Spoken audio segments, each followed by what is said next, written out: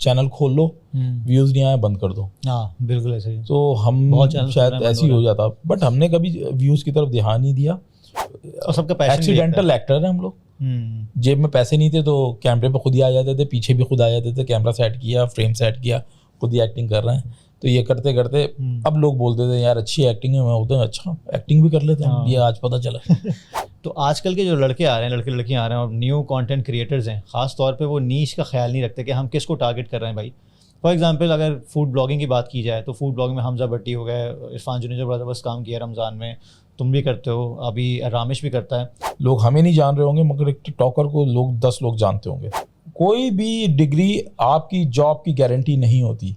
बिल्कुल। ये जो लोग कहते हैं ना यार डिग्री फजूल चीज़ है, आपके अंदर स्किल्स होनी चाहिए, स्किल्स सही है, वो स्किल्स को अगर पॉलिश करना है तो आपको एजुकेशन की बहुत ज़रूरत है। यूट्यूब चैनल बनाया और बोला शाउट आउट दे दें।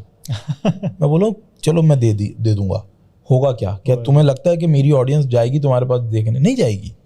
बच्चों की ओरिएंटेशन करना ज़रूरी है, ये अंदर से हम ही निकाल सकते हैं, लेकिन वो बंदा करे कैसे? पहले खुद की ओरिएंटेशन ठीक हो। तो मैं कहता हूँ भाई आप पीछे जाओ, जाके देखता 6 साल 7 साल 10 साल पहले वीडियो लगाई हुई होती है। मैंने कहा देखो वहाँ से लेके यहाँ तक का सफ़र है। अस्सलाम वालेकुम मुबीन, क्या हाल है? वालेकुम सलाम, बिल्कुल ठीक हाल है। Let's dive into the story of Mubeen. Who is Mubeen? अच्छा, सबसे पहले मैं उसको स्पेसिफाई कर दूँ क्योंकि बहुत लंबा चौड़ा सवाल हो जाएगा, उस पर पॉडकास्ट ख़त्म हो जाएगी। अच्छा, start with your educational background. इसका रीज़न क्या है वो मैं इस जवाब के बाद बताऊँगा। What's your educational background? मैंने फिल्म एंड टीवी प्रोडक्शंस में ग्रेजुएशन की है। अच्छा, किधर से? PF कीट से। ओके। सो ग्रेजुएशन की है, उसके अंदर उससे पहले जो है बैचलर्स किया, और उससे पहले मैंने ट्रेनिंग्स लिए, मतलब बहुत सारे वर्कशॉप्स लिए हैं डायरेक्शन एंड प्रोडक्शंस के। तो शुरू से ही मतलब ये वो कहते हैं ना, वो बचपन से ही कीड़ा था। अच्छा। ये डायरेक्शन, फिल्म बनती कैसे? मुझे फिल्म में एक्टिंग वाला सीन नहीं था। ओके। हमारा था कि बनती कैसे है, वो क्यूरियोसिटी थी।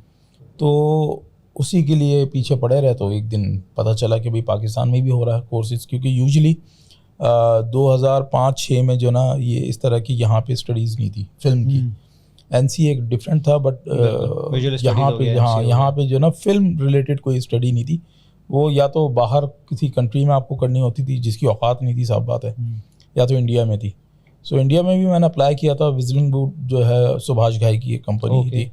2006 में मैंने वहाँ से भी आई थी इंटरव्यू कॉल, बट जब मैंने फ़ीस देखा तो वो तकरीबन उस टाइम पे वो हॉस्टल तमाम चीज़ें मिला के 3 साल का कोई 26 लाख रुपए पड़ रहा था। तो वो 26 लाख रुपए बहुत होते थे, मतलब आज के करोड़ से ऊपर हो जाते हैं, बल्कि ज़्यादा ही हो जाते हैं। जब हम ये पॉडकास्ट रिलीज होगा तो हम बोलेंगे यार अब 2 करोड़ हो गए, इतना नोट गिर रहा है हमारा। बिल्कुल। सो फिर इत्तेफाक से एक कोर्स आया उस वक्त, द मीडिया ट्रेनर्स करके।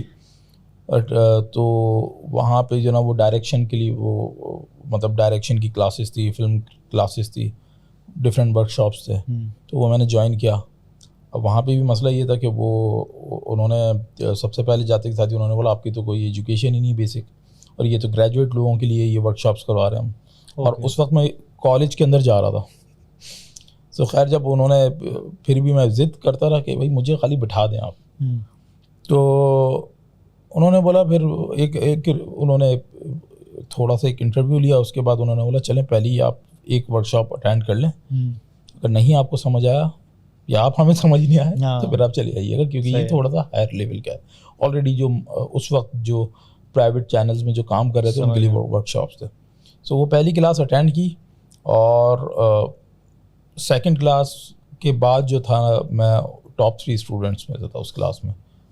40-45 लोग थे, जिसमें से मेरे ख्याल से सबसे बड़ी उम्र का जो आदमी था वो 45 साल का था। अच्छा।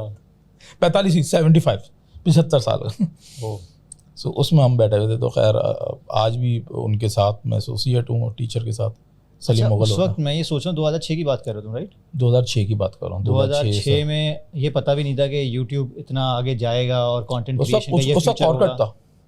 हाँ, और करता। असल में जब हमने प्रोजेक्ट बनाया था ना वो 2007 में बनाया था आई गेस। हमने जो प्रोजेक्ट बनाया था तो तब हमारे पास जो ना फिर ऑर्किड भी था हमारे पास। तो उसके बाद ये थोड़ा सा सोशल मीडिया की चीज़ें आनी शुरू हो गई थी, यूट्यूब भी आना शुरू हो गया था। मुझे याद है ऑर्किड पे कंटेंट क्रिएशन का गेम इतना स्ट्रांग नहीं था। कंटेंट क्रिएशन है, वहाँ पे सब स्क्रैप कर रहे होते थे, वो खाली स्क्रैप के टारगेट्स बढ़ा रहे होते थे। सो उस पे या तो एल्बम डाल देते, एल्बम की भी लिमिट थी, आप मेरे ख्याल से 4 या 8 पिक्चर्स लगा सकते। सबसे फायदा ये तो पता चल जाता है कौन स्टॉक कर रहा है आप। हाँ, वो सबके इनबॉक्स में घुसे रहते, कौन किससे चैट कर रहा है, कौन किससे फ्लर्ट कर रहा है। तो ऑर्किड था, उसके बाद मतलब चीज़ें आहिस्ता आहिस्ता आनी शुरू, क्योंकि मुझे याद है जो मैंने अपनी जो डॉक्यूमेंट्री बनाई थी ना उस वक्त था PD 70 कैमरा था या कुछ कैमरा था, वो हमारे लिए वो बहुत बड़ी चीज़ था। वो रेंट पे आया और हमने पहली शॉर्ट फिल्म बनाई अपनी 2007 में। उसके बाद फिर मैंने एक कैमकॉर्डर लिया था। मैंने बोला यार मैं तो कुछ प्रैक्टिस करते रहूँ, क्योंकि अभी तो कॉलेज कंप्लीट करना था ना। और उस वक्त मुझे शौक तो था कि यार चैनल्स हैं, जियो है और फलाना है। सो हर किसी का टारगेट होता है या तो चैनल्स में काम मिल जाए तो सीखते रहेंगे कुछ। तो खैर मीनवाइल जो है ना मैं अपना कैमकॉर्डर ले लिया, उससे मैं चीज़ें बना रहा होता था, डॉक्यूमेंट्रीज बना ली, ये कर लिया वो कर लिया। फिर आहिस्ता आहिस्ता 2008 में जो है ना फिर एक अखबार पढ़ रहे थे हम, और उस वक्त मैं बताता चलूँ कि हम अखबार पढ़ के मतलब यूनिवर्सिटी में एडमिशन लिया, किसी से पूछ के देख के यूट्यूब पे देख के नहीं किया था। अखबार उस टाइम पढ़ने की आदत बहुत थी, तो उसमें ऐड आया हुआ था, तो फिल्म स्टडीज़ का था। मैंने बोला बस हो गया, डन हो गया, अब मुझे जाना ही यही है। अच्छा, मुझे थोड़ी सी क्यूरियोसिटी हो रही है, कॉलेज और यूनिवर्सिटी की बात हो गई, पीछे स्कूलिंग जो थी, स्कूलिंग में ये इन्फ्लुएंस कहाँ से बिल्डअप होना शुरू हुआ? तुम्हें क्या याद पड़ता है कि देखो हर किसी का एक इंटरेस्ट होता है ना। फॉर एग्जांपल अगर हम आज के कंटेंट क्रिएटर्स की बात करें, हमारे यहाँ कंटेंट क्रिएटर्स का ये कि यार जहाँ पैसा होगा ना जिस कंटेंट में उसमें घुसेंगे, उनको नहीं पता उनका पैशन क्या है।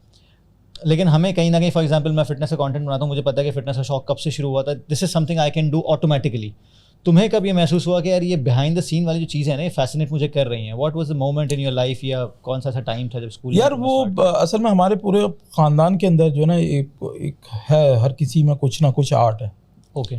कोई पेंटिंग में, तो अब मैं लिटरली बता रहा हूँ, बचपन में हम सब कजन्स बैठते थे, बीच में दादा बैठते थे हमारे। ओके। और तमाम लोग A4 पेपर हमारे दादा के पास होते थे, क्योंकि वो टाइप राइटर्स भी होते थे, वो टाइपिंग वाइपिंग भी होते थे, उनके A4 पेपर सबको दे देते थे, पेंसिल देते थे, और सामने कोई ऑब्जेक्ट होता था और स्टिल लाइफ ड्राइंग का कंपटीशन शुरू हो जाता था घर में। और ये हर दूसरे तीसरे दिन हम लोग बैठ के कर रहे होते थे।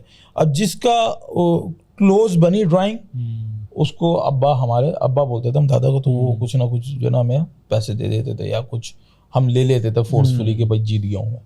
सो ये और है आर्ट, हर किसी के अंदर कुछ ना कुछ आर्ट है। अच्छा, दादा जी की बात तो हमने कर ली, दादा के बाद भी एक लेयर आती है ना पेरेंट्स की, फादर की और मदर की, उनका क्या इन्फ्लुएंस रहा? उन्होंने कभी मना नहीं किया? यार ये जो मैं विजलिंग बूट का तुम्हें बता रहा था किस्सा, जब मैंने बताया अम्मी को, कॉल्स वॉल्स भी आती थी वो मुंबई से, उनके हेड ऑफिस से। सो अम्मी ही थी जो पुश कर रही थी, हालांकि जेब में कौड़ी नहीं थी, बट अम्मी ही पुश कर रही थी कि भाई ले लो, ले लेंगे किसी तो उधार, चले जाओ। अच्छा। कर लो। सो मीनवाइल ये इस तरह का एक अपॉर्चुनिटी आ गई। और जहाँ तक बात है फादर की, तो उन्होंने भी कभी मना नहीं किया, क्योंकि कहीं ना कहीं बचपन में उनको भी बड़ा शौक था। वो एक दफ़ा घर से भाग गए थे लाहौर। अच्छा। फिर उनको लेकर आया था पकड़ के वो उनको लगा कि लाहौर जाएंगे और फिल्म में आ जाएंगे वो। ओहो, अच्छा, एक्टिंग का शौक था? एक्टिंग का उनको भी शौक था। सही। तो कहीं ना कहीं तमाम खानदान में ये था कीड़ा अप्लाई, मतलब एट दी एंड जो इम्प्लीमेंट मैंने किया है इस चीज़ को। सो सबको ही शौक था। सही। और सपोर्ट थी अल्हम्दुलिल्लाह। मैं लोग बोलते हैं यार घर की तरफ से मसला हो गया, ये मसला हो गया, नहीं अल्लाह का शुक्र है। और अक्सर एक और भी प्रेशर होता है जब आप इस तरह के काम करते हैं ना, लोग बोलते हैं यार वो तो ठीक है, काम क्या करते? काम क्या करते? सो बोलता हूँ बस जॉब ढूंढ रहा हूँ यार। तो बट उसी के लिए मैंने उसको जवाब देने के लिए मैंने एक रेस्टोरेंट खोला था। सही है। जब कोई भी लोग बोलते थे यार अच्छा ये तो सही है, काम क्या है आपका? मैंने बोला यार मेरा फूड बिजनेस है। अच्छा। तो अच्छा हाँ फूड बिजनेस, अब तो ठीक है। सही। वरना तो ये तो है ना ऐसे ही हम घूम रहे हैं, ऐसे ही बस चल रहा है। शुरू में देखो जब हम बच्चे थे इतना ज़्यादा नॉलेज नहीं थी। एक PTV आता था, STN आता था, NTN आता था। तो उस वक्त अब हमें तो खाली यही पता था ना, ये जो कैमरा मैन जो शूट कर रहा है यही सब कुछ है, और ये फिल्म बना रहा है। बिल्कुल।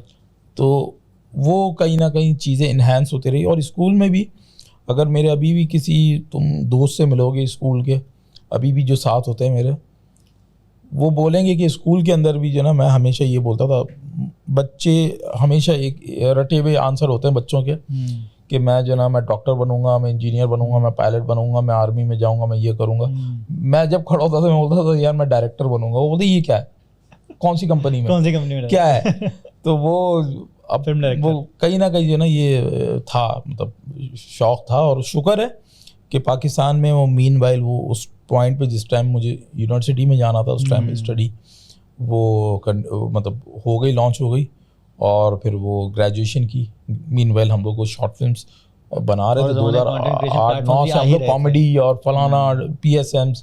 और 2009 से फिर मैंने कमर्शियल काम भी स्टार्ट कर दिया था। मतलब यूनिवर्सिटी में आते हुए मैंने फोटोग्राफी काफ़ी की, कैलेंडर फोटोग्राफी की, स्ट्रीट फोटोग्राफी की, थीमेटिक की, ये काफ़ी सारी मैंने की मुख्तलिफ कॉर्पोरेट हाउसेस के लिए। और मुख्तलिफ कॉम्पिटिशन में भी हिस्सा लिया था। तो वहाँ से भी एक थोड़ा सा और ज़्यादा पैशन मतलब और ज़्यादा बढ़ने लग गया था। बट इस तमाम चीज़ों के पीछे कहीं व्यूज़ नहीं थे, क्योंकि उस वक्त कोई प्लेटफॉर्म ही नहीं था जो आपको व्यूज़ शो कर सके। कोई मेट्रिक उस वक्त सिर्फ ये था कि यार बस मेरी चीज़ सामने वाला देख ले और बस बताए कि कैसी है। जैसा कि शायर होता है ना, कोई शायरी लिखता है तो बोलता है कि यार बस कोई सुनने वाला हो। कंप्लीटली क्रिएटिव क्यूरियोसिटी थी। और तो वो बस हमारा ये था कि यार बस 4 लोग देख के कमेंट कर देना या बता दें कि कैसा बना है, तो वो हमारे लिए बस वो मिल गया हमें, जो मकसद था ना वो पूरा हो गया। सो इसी वजह से जो ना तब से जो ना फिर अब शॉर्ट फिल्म बनानी शुरू कर दी। फिर कॉर्पोरेट हाउसेस के लिए डॉक्यूमेंट्रीज पूरा पाकिस्तान घूमते रहते थे। तो ये डॉक्यूमेंट्रीज, कमर्शियल्स, टैलअप्स, रेडियो एड। किसी कंपनी के साथ 9 to 5 वर्क एक्सपीरियंस नहीं, मैं कभी नहीं किया मैंने। क्योंकि हमेशा मैंने ये देखा था, और पता नहीं लोग क्यों समझते हैं कि हमेशा आपको असिस्ट करने की ज़रूरत है किसी ना किसी को। मैं यही बोलता था कि यार अगर आपको काम आ गया सही है, आप ठीक है, कुछ लोगों को असिस्ट की ज़रूरत होती है, बट मेरे केस में तो मुझे कहीं ज़रूरत नहीं पड़ी। इवन जब मैं कमर्शियल बना रहा था तो इससे पहले मैं कभी किसी कमर्शियल सेट पे भी नहीं गया। बट मैंने अपना जब एक कंपनी थी उन्होंने कमर्शियल दिया, मैंने कमर्शियल बना दिया। उसके बाद उनके 3 और कमर्शियल आ गए, वो भी मैंने बना दिया। सो मैं कभी सेट पे नहीं गया, बट अपना ही सेट खड़ा कर लिया।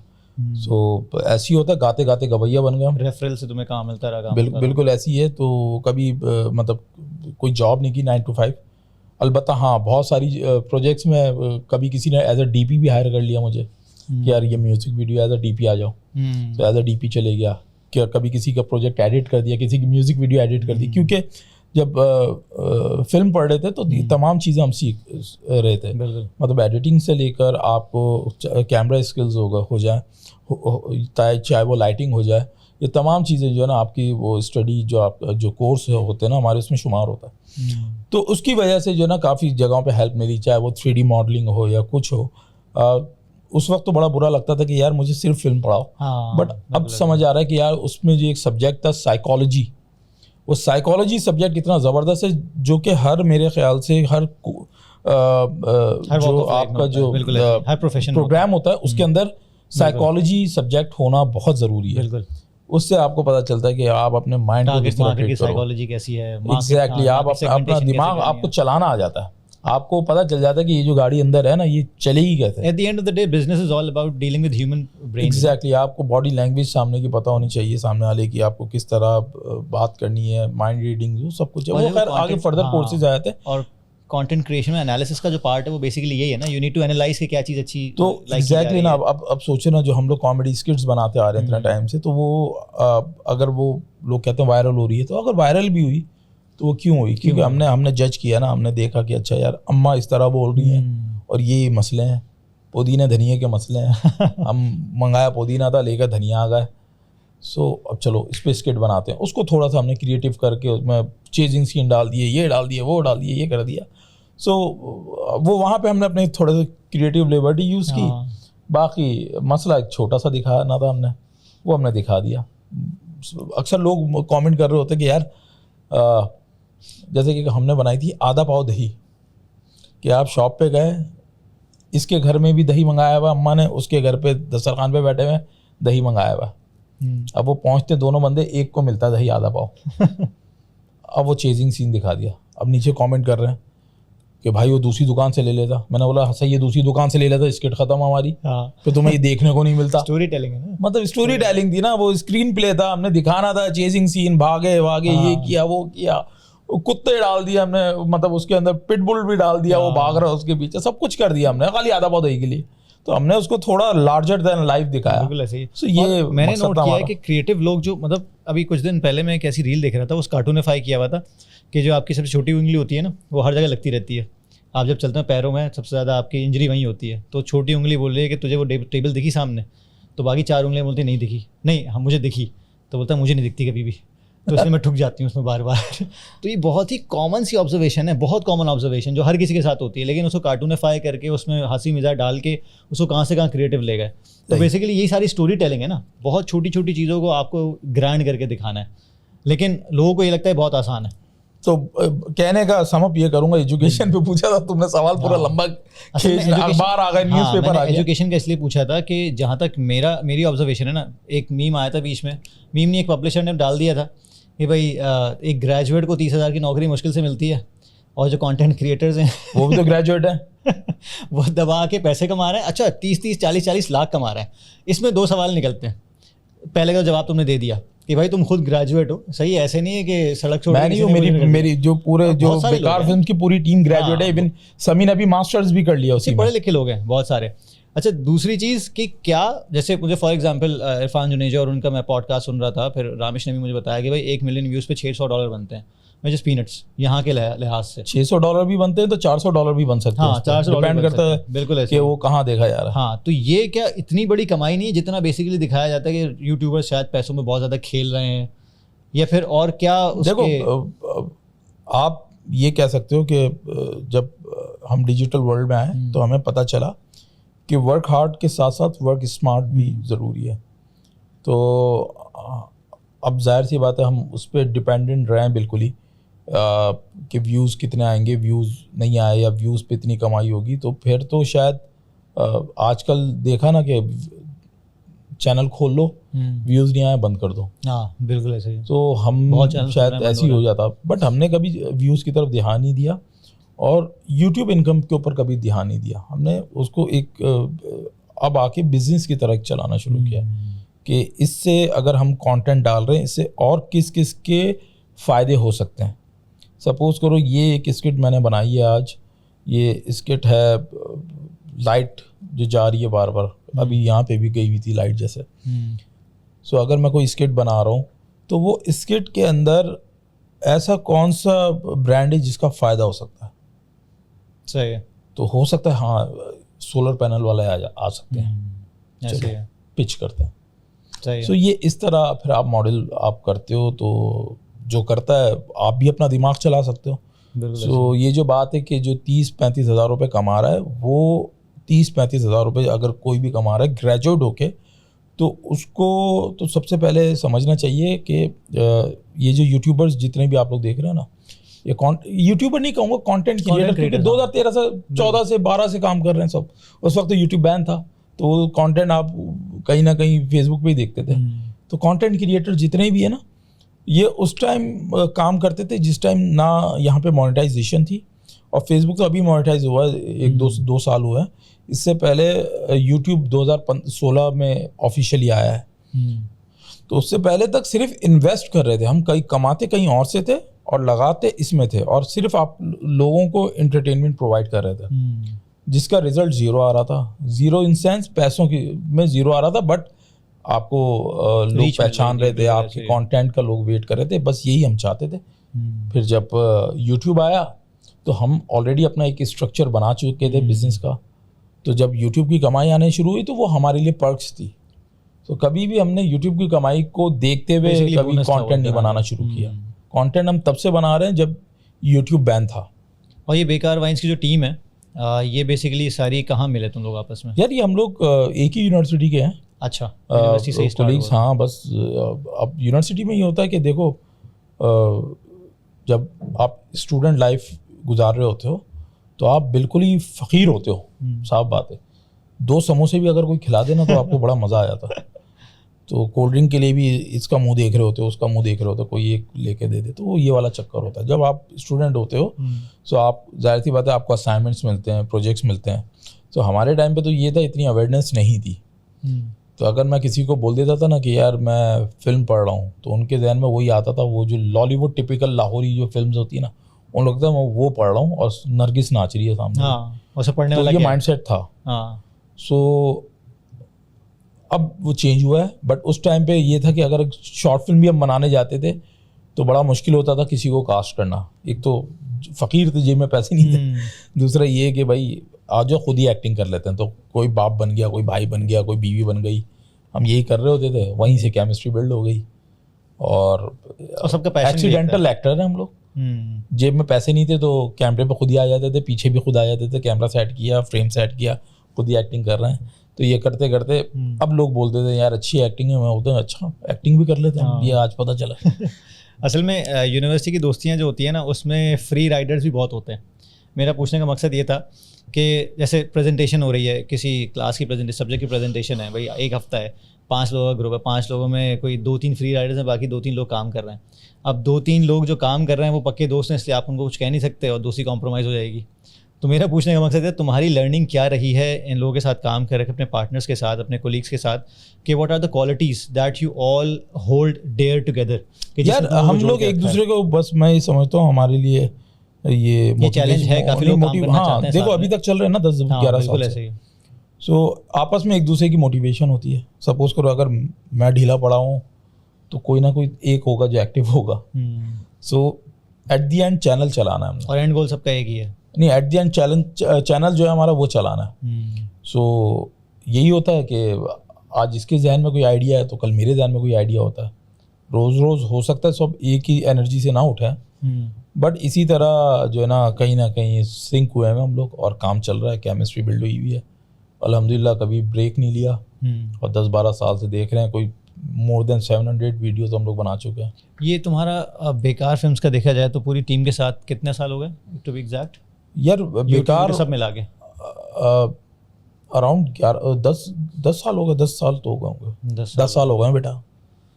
ये नहीं कि 2 वीडियो बनाई, व्यूज़ नहीं आया, बंद कर दिया, ऐसा नहीं होता। बनाते रहो कंसिस्टेंट। मैं इसलिए पूछ रहा हूँ कि हमारे यहाँ तो यही होता है ना कि एक तो 2 चीज़ें हैं, और इंडस्ट्री में तो वैसे बहुत साल हो गए। हाँ, लोग बोलते हैं यार आया बड़ा ये नाम हो गया, तुम्हारे तो मजे हैं। अबे जब तब होते ना जब मजे नहीं थे, तब होते जब एक बाइक पे 3 लोग जा रहे थे, तब भी तो देखते यार कि मजे नहीं थे तब। सही बात। ऐसी थोड़ी ये बाल सफेद कर लिए हमने, मेरी एज वालों के बाल ही सफेद नहीं है। लोग बोलते यार तुम बहुत बड़े लगते हो या तो तुम बहुत ज्यादा फेल हुए होगे। मेरे साथ का दोस्त है, वो साथ बैठा रहता, बोलते ये आपके बचपन के दोस्त तो नहीं है। वो खुद कहता है मैं साथ ही बड़े हुए हम लोग। तो भाई बाल सफ़ेद ऐसे ही हुए हैं। जी मैंने शो से पहले पूछा था एज तो तुम्हारी 35-36 ही है ना? मैंने कहा ये ना हो कि यार बहुत बड़ी एज हो, क्योंकि जुनैद भाई मेरे ख्याल से 42-43 के हैं, राइट? जुनैद अब्बू हैं। हाँ, जुनैद भाई बड़े हैं, वो अब्बू हैं। अच्छा, ये यूट्यूब कम्युनिटी से या कंटेंट क्रिएशन की वर्ल्ड वाइड अगर देखें या पाकिस्तान से देखें, सबसे ज़्यादा किस बंदे ने तुम्हें इंस्पायर किया, या किस चैनल ने या किसके कंटेंट ने इंस्पायर किया टू कीप गोइंग या टू कीप इवॉल्विंग योरसेल्फ? यार मैं वही तुम्हें बात कह रहा हूँ कि जिस वक्त हम लोगों ने ये चीज़ें स्टार्ट की थी उस वक्त हमारे सामने कोई रेफरेंस ही नहीं था ना। आज अगर आप कोई चीज़ स्टार्ट करते हैं तो आपके पास 1000 जॉनराज हैं। आपको पता है कुकिंग चैनल किस तरह चल आप बना सकते हैं, मेकअप ट्यूटोरियल्स हैं, आपके पास फूड चैनल्स हैं, आपके पास ट्रैवल ब्लॉगिंग है, रोस्टिंग है, गेमिंग है, XYZ आपके पास एक लाइन लगी हुई है, क्योंकि रेफरेंसेस अब बहुत आ गए हैं। बट हमारे टाइम पे तो ऐसा कुछ था ही नहीं। अब हम क्या जाके, तो एक की एन पील था, उनके हम देखते थे, उनके जो की एन पील उनका अमेरिकन से उनका हम लोग देखते थे, उनके जो स्केचेस होते थे वो स्टिल बहुत हाई फाई होते हैं। तो हमारी जो इंस्पिरेशन थी ना वो कहीं ना कहीं वो थी। तो वो हम थोड़ा सा कोशिश कर रहे थे। सो कहीं ना कहीं अगर 2013-14 में थोड़ा सा जब और भी थोड़े मतलब कराची वाइन्स भी था, द इडियट्स का 2009 से काम कर रहे हैं वो लोग, ज़ैद अली था, शाम इदरीस था। तो कहीं ना कहीं जब हम लोग अपना काम करने शुरू हुए, क्योंकि हमारा फिल्म बैकग्राउंड था, तो लोगों को थोड़ा डिफरेंट एक प्रोडक्शन क्वालिटी दिखनी शुरू हो गई, लोगों को कैमरा एंगल्स दिखने शुरू हुए, लोगों को थोड़ा सा चेजिंग सीन्स हम लोगों ने डाले, उसके अंदर हमने एडिटिंग में हमने थोड़ा सा गिम्बल्स यूज़ किए। तो कहीं ना कहीं लोगों को वो एक डिफरेंस लगा। जब डिफरेंस लगा, थोड़ा सा चैलेंजिंग हुआ काम, तो आहिस्ता आहिस्ता जो दूसरे चैनल्स थे उन पे भी इम्प्रूवमेंट आनी शुरू हुई। कॉपी और कुछ हो सकता है हमसे बहुत अच्छा आगे काम कर रहे हो।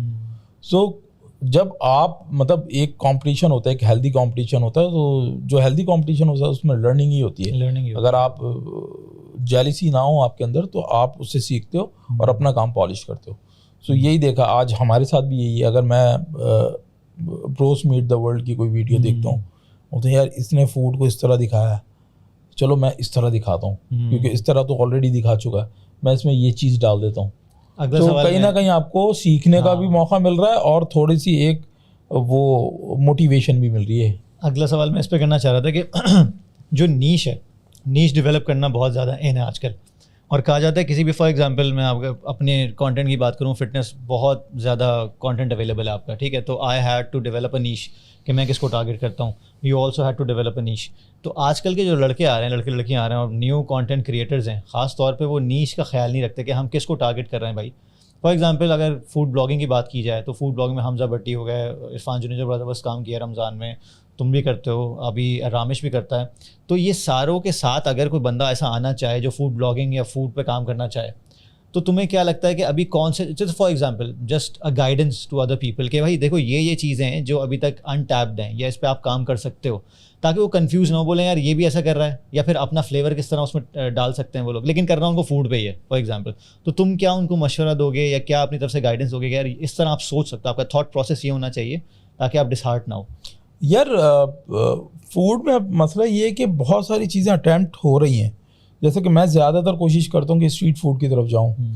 रामिश का एक कैफ़ेज़ का एक लुक आ जाता है, रामिश का अगर देखें। इसी तरह इरफान जुनेजो एक स्टोरी टेलिंग वाला एक सीन आता है उसका। इसी तरह हमजा भट्टी का एक अलग स्टाइल है। सो आप लाइक आप कोई रॉ चीज़ों पे जा सकते हैं अगर फूड रिलेटेड हो। लाइक अगर फाइनल प्रोडक्ट दिखा रहे हैं सो आप उससे पहले रॉ कोई चीज़ दिखा सकते हैं। आप ये दिखा सकते हैं कि भाई मीट की मार्केट ले लें कि मीट आपको कहाँ कैसे मिल रहा है और कहाँ से आ रहा है। आप पोल्ट्री में घुस जाएं, एग्स में घुस जाएं, बहुत सारी आपके पास इस तरह इंडस्ट्री हैं जो कि इनडायरेक्ट कहीं ना कहीं वो फूड इंडस्ट्री को आके टच करेंगी। और फिर आप तो फाइनल उस पर आप फूड का जो रॉ प्रोसेस है ना, आप जो उसका जो प्री प्रोसेस है उसकी तरफ चले आए मे बी वो क्योंकि कम हो रहा है। इसी तरह विलेज फूड वो जो है ना मुबशिर सिद्दीकी है ना नाम, मुबशिर सिद्दीकी। सो उसका देखें वो कंटेंट है आपको डिफरेंट लगता है। वो अपने खेतों में बैठ के अपने अब्बा जी के साथ वो बनाते हैं खाना।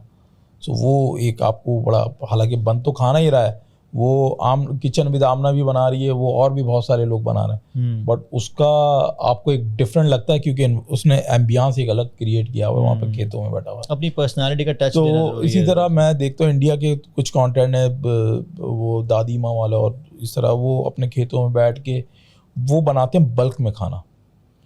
वो खाना बनाकर उसको फिर डिस्ट्रीब्यूट करते हैं बच्चों में और जो पुअर लोग होते हैं ना उसमें।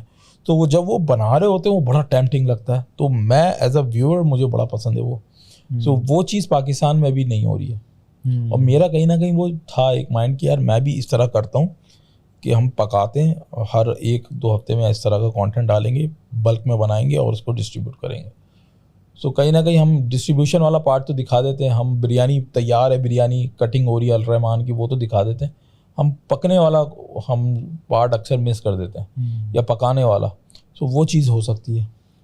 उसमें ये नहीं होगा कि फॉर एग्जांपल बहुत दफ़ा क्या होता है रेस्टोरेंट्स की अपनी सीक्रेट रेसिपीज़ या वे ऑफ वर्किंग होता है। नहीं देखो वो स्मार्ट इतने आप भी हो, उसको भी पता है कि कितना डालना क्या नहीं दिखाना, वो हो जाता है काम। हम भी बहुत सारी चीज़ें हम बताते नहीं हैं और हम शूट कर लेते हैं। हाँ, लेकिन there is always a gap. अगर आप इतने क्रिएटिव हो तो आप कहीं ना कहीं से नहीं, मार्केट बहुत बड़ी है।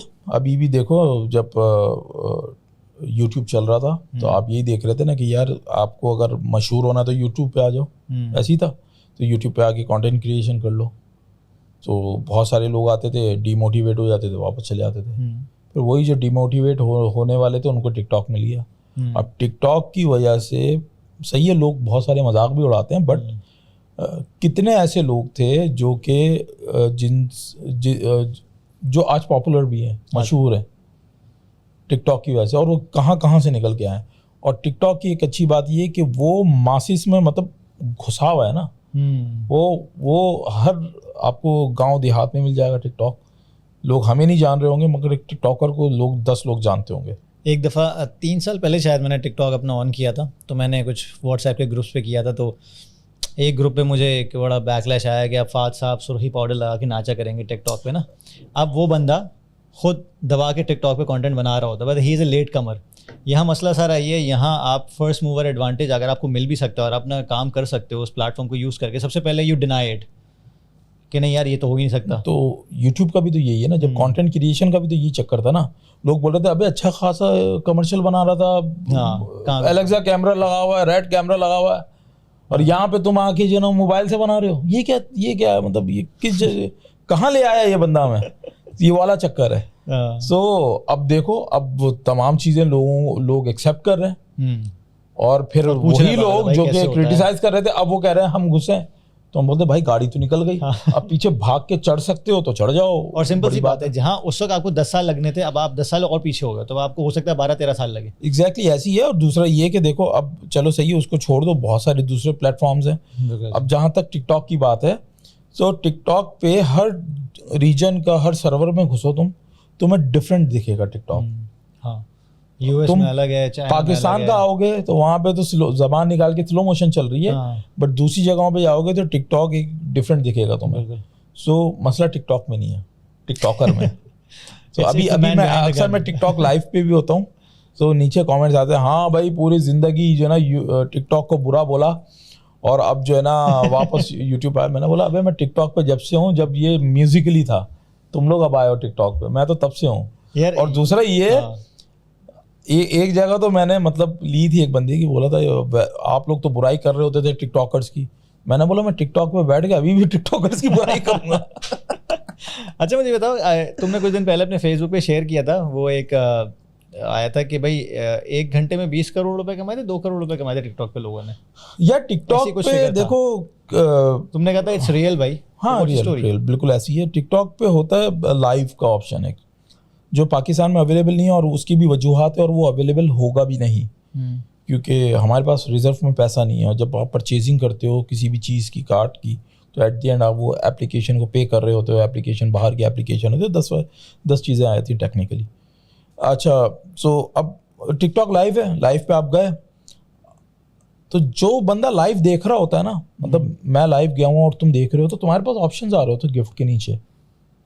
तुम वो गिफ्ट मुझे भेजोगे ना, तो वो अगर तुम्हारे पास कॉइन्स हुए तो तुम भेज सकते हो, और वो कॉइन्स तुम बोलोगे कैसे आएंगे, तो वो ऑप्शन देता है भाई बाय कर लो, तो एक टैप पे बाय हो जाता है। यूजुअली दुनिया भर में ऐसी होता है, टैप किया आपने इतने कॉइन्स बाय कर लिए। सो उसमें एक ऑप्शन है गेम्स का, आप अनाउंस करते हो गेम के भाई मेरा इसके साथ गेम है, आप गेम लगाते हो एक, मतलब आप पहले शेड्यूल कर लेते हो कि हम लाइव आएंगे। हाँ, आप कभी कभार स्केड्यूल भी करते हो, कभी कभार आप जो है ना वो ऐसी रैंडम मैचेस भी लगा देते हो। अब आपको लोग देख रहे हैं लाइव, उस वक्त आपने मैच लगाया, अब वो 5 मिनट का एक जो है ना एक लैप होता है। मैच का क्या मतलब है? मतलब ये मतलब एक गेम लगता है, ये एक गेम लगता है जिसको मैच कहते हैं टिकटॉक में, लाइक फहद वर्सेस मुबीन। अब ये मैच लगा, अब मैं अपनी स्क्रीन पे बैठा हूँ, अपनी स्क्रीन पे मैं अपने सपोर्टर को पुश कर रहा हूँ। अच्छा, ऊपर जो है ना वो जो एक लैप चल रहा होता है, उसमें 2 बार्स होते हैं, एक रेड एंड ब्लू, जो व्यूअर को दिख रहे होते हैं। सो उसमें ये होता है कि जब आप अपने, जैसे कि अब मैं बैठा हूँ, अब मेरे सामने मेरा कोई फेवरेट कंटेंट क्रिएटर बैठा है या कोई भी बैठा टिकटॉक, तो मैं कोशिश करूँगा यार मेरे पास 4-5 कॉइन्स पड़े हुए, ये मार दूँ। इस तरह और भी बहुत सारे लोग देख रहे होंगे आपको, वो भी मार रहे होंगे, तो वहाँ से उसके बैठे होंगे, वो देख रहे होंगे अब इसको इतना पॉइंट्स मिलकर और पॉइंट्स मारो। ओके, तो वो एक कहीं ना कहीं विन विन सिचुएशन है। यहाँ पे जो गिफ्टर है ना, उसको भी मज़ा आ रहा होता है कि यार मैंने मैच चेंज कर दिया। सो गिफ्टिंग दोनों जगह से जो ना वो पॉइंट्स, मतलब डायमंड्स फेंक रहे होते हैं गिफ्ट्स की सूरत में। डिफरेंट गिफ्ट्स है, एक डायमंड का भी गिफ्ट है, सो 35,000 डायमंड्स का भी गिफ्ट है। लोग बड़ा गिफ्ट मारना है आपको, पूरे खाजा नहीं आपको टाइम उसके मतलब ये वही जिस तरह कहते हैं ना कि एक ऐसी पेंटिंग के बंदा $1 मिलियन देने को तैयार होता है सिर्फ क्योंकि उसको पसंद है।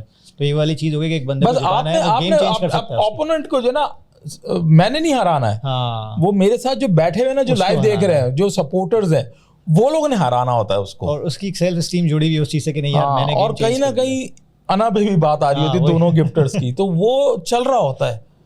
आपके दोस्त नहीं, एट द एंड ऑब्वियसली जो ब्रॉड खोल के बैठा उसी को फायदा हो रहा था। बट इसमें ऐसा फैक्ट है, मैंने देखा है, मतलब जो लास्ट एक मैच था 25 को होता है, यूसुफ है बड़ा मशहूर टिकटॉकर है और वो बड़ा क्रेजी उसकी जो ना वो होती है लाइव, और वो एक सऊदी बंदा था।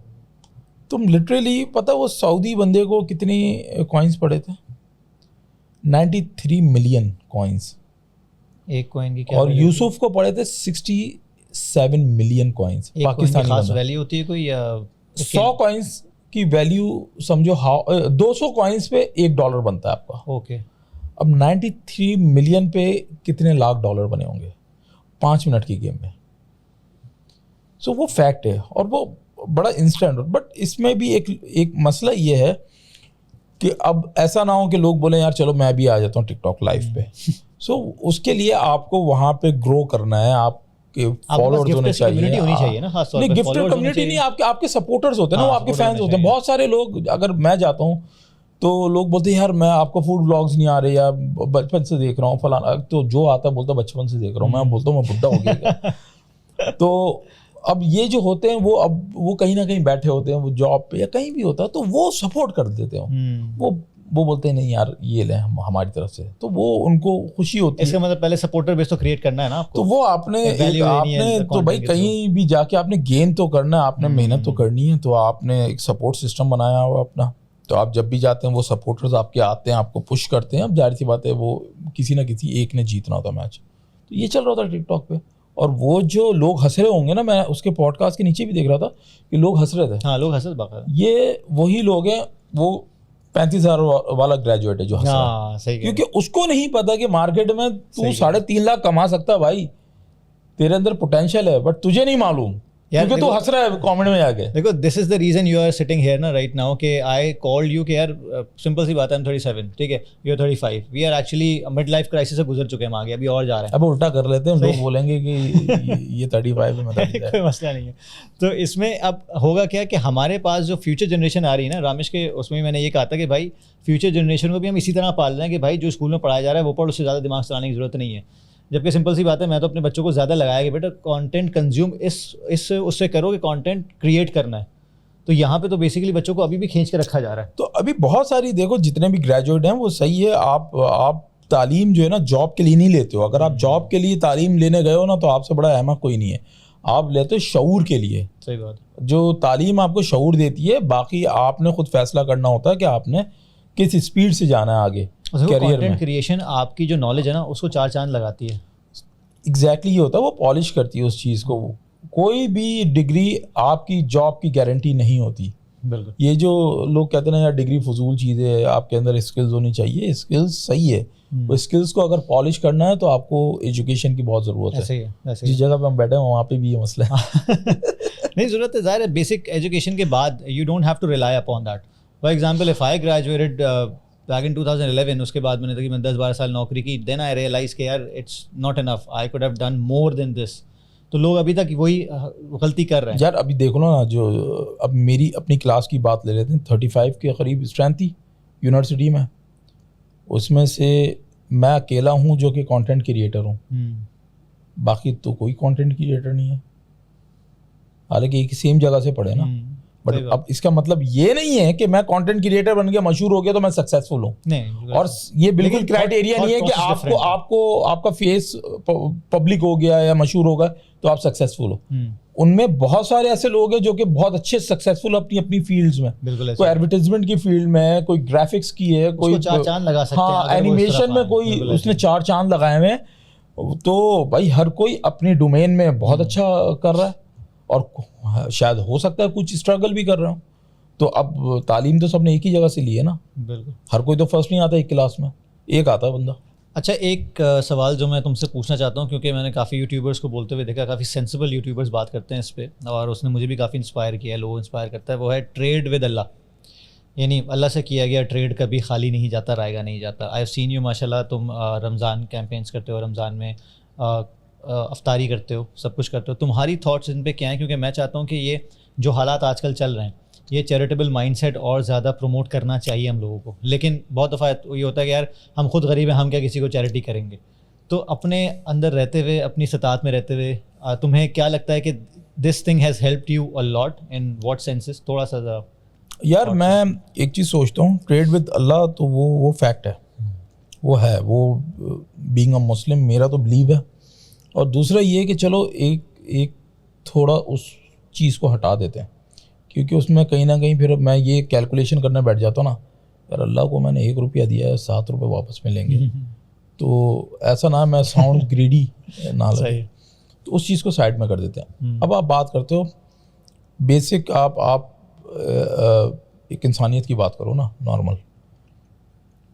अगर आप थोड़े से प्रिविलेज हो तो आपसे जो लेस प्रिविलेज हैं, आप कहीं ना कहीं अगर आप इंसानियत का दिल रखते होगे तो आप बोलोगे यार थोड़ा बहुत तो उसको कुछ तो एक्सपीरियंस दूँ मैं, जो वो नहीं कर सकता है।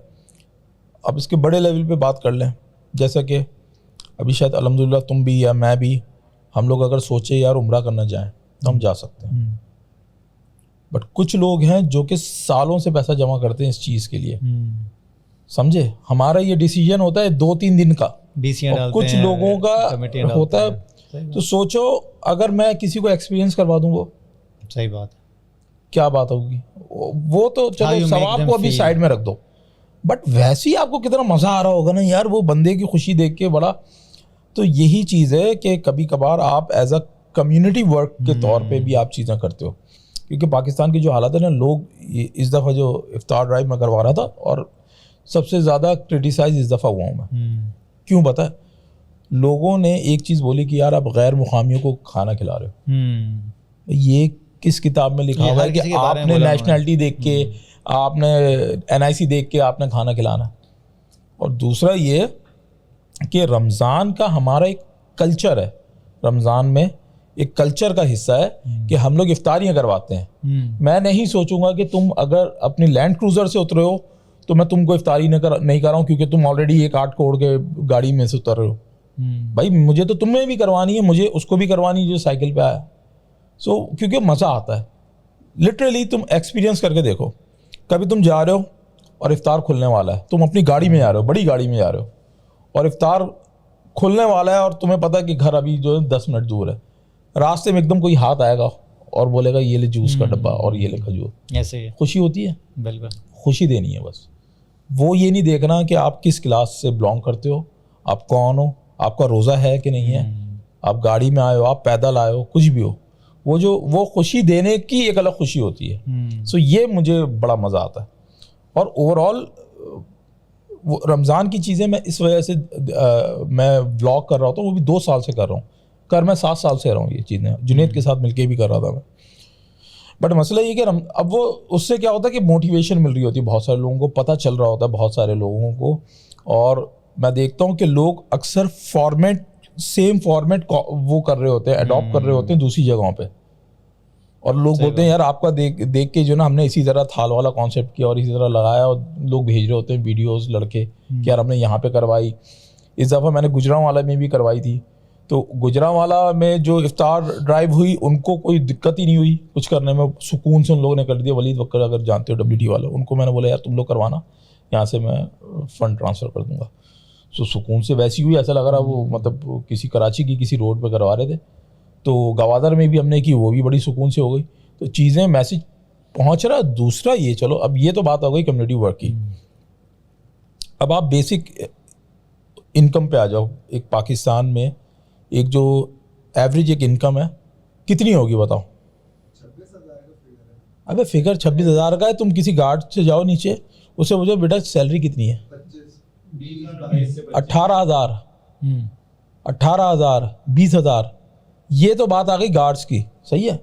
अब आप जाओ, आप स्कूल में जो टीचर्स होती है ना, जो आपको जो 1.5 इंच के जो 1,000 स्कूल खुले हैं कराची में, उनमें जाओ जहाँ बच्चे की फ़ीस तो माशाल्लाह 10-10 हज़ार रुपये होगी, बट टीचर की फ़ीस पूछ लेना, टीचर की सैलरी पूछ लेना 15,000, 20,000। सही कह रहे हो, ऐसे ही। ये बात है थोड़े से अच्छे स्कूल्स की, और थोड़ा जो स्लम्स नहीं कहूँगा, बट और थोड़ा सा छोटे एरियाज़ में आ जाओ, वहाँ पे लड़कियों की सैलरी है 6,000, 5,000, 7,000। ये सैलरीज है। अब इसको डॉलर में कन्वर्ट कर लो। 18,000, चलो ये इनको नहीं कन्वर्ट करो, 20,000 को डॉलर में कन्वर्ट करो, कितने डॉलर हो जाते हैं? 80 लगभग 100 80 भी नहीं होते, 70 भी नहीं होते डॉलर। 280 के ज़्यादा। ये $70 एक गार्ड महीने के कमा रहा है, सही है। वो है मेरा टारगेट। मेरा टारगेट वो नहीं है, मैं मतलब अगर मैं किसी को राशन दे रहा हूँ, अगर बैग दे रहा हूँ, मैं तो नहीं दे रहा, खैर लोगों की सपोर्ट होती है और थोड़ा बहुत हम जो कमाते हैं उसमें से मैं कुछ परसेंटेज वैसे ही निकाल लेता हूँ। एंडोर्समेंट या वो आ रही होती है तो उसमें से मैं कोशिश करता हूँ निकाल लूँ। सो अब जो हम अगर वो किसी को राशन बैग दे रहे हैं तो हमारा टारगेट होता है वो लोग जिनकी इनकम कम है, ताकि उनको थोड़ा सा सपोर्ट मिल जाए।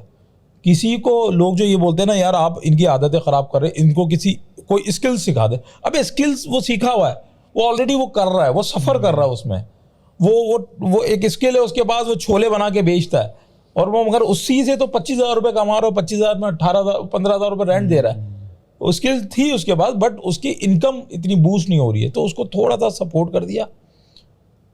और बाकी अगर किसी दूसरी तरीके से, हाँ कुछ होते हैं जो कि कहते हैं नहीं यार हमें ये स्टार्टअप बिजनेस खुलवा के देते हैं। मेरे पास बहुत सारे ऐसे केसेस आए थे, जैसे लड़कियों के यूजुअली आते हैं कि कपड़ों का कुछ वो ऑनलाइन बिजनेस करना चाहते हैं, तो उनको थोड़ा सा उनको सपोर्ट चाहिए होता है। तो उसमें भी मैंने देखा, सक्सेस स्टोरीज भी देखी हैं। अच्छा, क्यों पता है? क्योंकि जो अमाउंट उनको दी गई वो मेरे लिहाज से इतनी बड़ी अमाउंट नहीं थी, तो $200-300 नथिंग, बट उसकी वजह से चूंकि उनकी भी नीयत बहुत अच्छी थी, वो जो ग्रो किया उन्होंने, अब देख के बंदा बोलता है यार उसके बाद आज तक कांटेक्ट ही नहीं किया वो, क्योंकि उनका काम चल गया। तो ये भी एक अच्छी चीज़ है। तो आपको बड़ा ऐसे बहुत कम लोग मिलते हैं, बहुत सारे तो ऐसे ही हैं कि शायद ये पता चला पॉडकास्ट देखने के बाद मुझे मैसेज करना शुरू कर दें, भाई मैं कोई NGO नहीं हूँ, बस वो हम अपने आपस में फ्रेंड सर्कल में हम लोग देखते हैं, कुछ केसेस आते हैं तो हम लोग ओवरऑल पूरे साल हम कोशिश करते हैं कि ये करते रहें। इसी पॉइंट पे आ रहा था कि मैंने रामेश से भी डिस्कस किया बट इसको प्रमोट मैं क्यों नहीं करता हूँ, ये जो ओवरऑल पूरे साल की जो चीज़ें होती हैं, वजह ये कि इनबॉक्स फिर भर जाएगा भाई, फिर ब्रांड्स के कमाएंगे, इनबॉक्स लेने वालों के साथ आ जाएंगे, मसला हो जाएगा। मैं इसी पॉइंट पे आने वाला था कि मुफ्ताखोरी का कल्चर जो है, ये मैंने उससे भी डिस्कस किया था, क्योंकि तुम्हारा अली गुल पीर के एक पॉडकास्ट में तुमने कहा था कि एक खातून ने मुझे कहा कि चैरिटी चाहिए मुझे अपनी मेड के लिए, ऐसी कुछ था ना? बिल्कुल, कि वो बेसिकली तो बहुत दफ़ा क्या होता है, जैसे फॉर एग्जांपल मैंने IBA से ग्रेजुएट किया 2011 में। IBA was a university, has been a university जो बेसिकली किसी को एडमिशन डिनाई नहीं करता अगर आप अफोर्ड नहीं कर सकते। I was from a very middle class family. मेरे फादर को सिर्फ ये इशू था कि यार पता नहीं मैं अफोर्ड कर पाऊँगा नहीं कर पाऊँगा। खैर अल्लाह का शुक्र है, चारों सेमेस्टर आई पेड नथिंग, सही है, और मैंने स्कॉलरशिप पे पास आउट किया। जब पहली सेमेस्टर के बाद दूसरे सेमेस्टर में मैं अप्लाई कर रहा था, तो मेरे साथ दोस्त बैठा हुआ था जो जिसके मुंह से निकल गया यार वो स्कॉलरशिप लेटर आया, वो लेने जाना है। वो 2 दिन पहले US से आया था, अगले हफ्ते UK जा रहा था किसी काम से अपने डैड से मिलने। तो मैंने कहा तूने क्यों अप्लाई किया? कह रहा जब मिली थी मैंने अप्लाई कर दी। तो यहाँ ये कल्चर भी तो है, जिसको नहीं चाहिए वो भी घुस जाता है। यार वही ना, अब इसकी वजह से होता ये कि हो सकता है कि 4 नीडी बैठे हों, यही ना, और एक उसकी तरफ चले गई स्लॉट, तो वो बेचारे 2 मुंह तक रहे हों कि यार अब हम क्या करें। सो कहीं ना कहीं अगर आप अफोर्ड कर सकते हैं तो यार खुद कर लो, छोड़ दो आप। यही एक इशू है कि वो इंटेंशन का मसला होता है कि भाई सिंपल सी बात है, बंदा बोला कि ठीक है कोई मसला नहीं मिला तो हम भी इसमें बहती गंगा में हाथ धो लेते हैं। ये चीज़ ये हाँ, ये मेड वाला सीन जो है ना, ये जब हम कोविड का जो सीन था उसमें बड़े बड़े इस तरह के मैसेजेस आते थे, तो मैं यही सोचते थे यार 4-5 हज़ार रुपए का एक बैग है यार, ग्रॉसरी बैग, और हम लोग बेसिक बैग बना रहे होते। मैं इतना भी नहीं मैं कोई करता हूँ कि कोई लेविश बैग है, क्योंकि कोशिश ये होती है कि यार कम पैसों में ज़्यादा लोगों को हो जाए, और बेसिक कर रखी है उस ज़माने में, तो इसका मतलब है यू आर केपेबल इनफ माशाल्लाह। और हाँ, ये लोगों का मैं थोड़ा सा शॉकिंग भी था एक जगह तो मुझे लगा कि यार शायद वो गलत, अब मैं स्टॉप पे भिजवाया मैंने एक जगह पे, मैंने बोल दिया अच्छा फलाना स्टॉप तक आ जाए, क्योंकि कोविड में भी रिस्ट्रिक्शंस थी और हम लोग बड़े बिजी थे उस वक्त। हमारे पास तो कोई रिस्ट्रिक्शंस नहीं थी, हमारे पास पूरे हम घूम सकते थे 24 घंटे। बट उसमें ये था कि मैंने अपने कुछ वॉलंटियर्स को बोला यार ये फलाना आएंगे, वो कोई मेड आएगी दे देना। जब हम गए वो कह रहे नहीं यार मेड तो आई थी मगर वो वीगो में बैठी हुई थी मेड उनकी, वो भी तो। अबे मैंने बोला ये क्या सीन है? बोला ऐसा सीन था? बोला हाँ वो मेड को साथ लेकर। मैंने बोला तो चली मेड को लेकर आ सकते हो, उनको दिला नहीं सकते जाके सुपरमार्केट में? अबे यार मतलब क्या जाएगा। लोग कुछ लोग हैं, मगर कुछ लोग इसके ऑपोजिट भी हैं। हाँ। और इवन लॉकडाउन के वक्त जब मैं राशन ड्राइव कर रहा था तो काफ़ी मतलब मेरे लिहाज से वो काफ़ी बड़ी लेवल पे हो गई थी हमारी, क्योंकि वो ऑफिशियल जितने भी जो कराची रिलीफ थे उनकी तरफ से भी बड़ा अप्रिसिएशन मिला था। बट वही बात है, उस वक्त कोई व्लॉग श्लॉग नहीं बनाए थे तो लोगों को नहीं पता चला था, बट वो पूरा डेटा हमारे पास मौजूद था। सो उसमें भी यही था कि बहुत सारे लोग ऐसे भी आते थे जो कह रहे थे कि यार अभी दे दो, जब जैसी दोबारा से काम वाम खुल जाएगा वो जितने का बैग है वो पैसे ले लेना। ऐसे भी लोग थे, बट फिर भी आप गुड जेस्चर में आप बोलते नहीं यार ऑलरेडी जब एक मेरे पास है तो मैं ले जाया। बट ऐसे भी लोग आते थे बहुत सारे। अच्छा मुझे बताओ, यूथ ख़ास तौर पे 12 साल 14-15 साल के बाद या उससे जो इश्यूज शुरू होते हैं 25 साल तक चलते हैं, ये जो 15 से 25 साल का जो एज ब्रैकेट है, तुम्हें क्या लगता है इसके कौन से 2 से 3 मेजर इश्यूज़ हैं और उनके क्या हल हो सकते हैं as far as your experience is concern dealing with such kind of people? यार मसला ये है कि आजकल की जो ज़्यादातर जो जिस टारगेट ऑडियंस की बात कर रहे हो ना, वो उनको शॉर्टकट लेने की बहुत आदत है, और वो शॉर्टकट में कभी कभार वो जो ना वो सक्सेसफुल नहीं होता तो वो बड़ा डिसअपॉइंट हो जाते हैं। वो देख रहे हैं आज के मुबीन को, 10 साल पहले मुबीन क्या था हाँ, तो वो शॉर्टकट अभी मैं किसी को भी बोलूँगा ना यार 10 लोग आते हैं यार यूट्यूब चैनल बनाने, बोलते हैं यार कम से कम जो ना, जैसा अक्सर बोलते हैं यूट्यूब चैनल बनाया और बोला शाउट आउट दे दें मैं बोलूँ चलो मैं दे दूंगा, होगा क्या तुम्हें लगता है कि मेरी ऑडियंस जाएगी तुम्हारे पास देखने? नहीं जाएगी।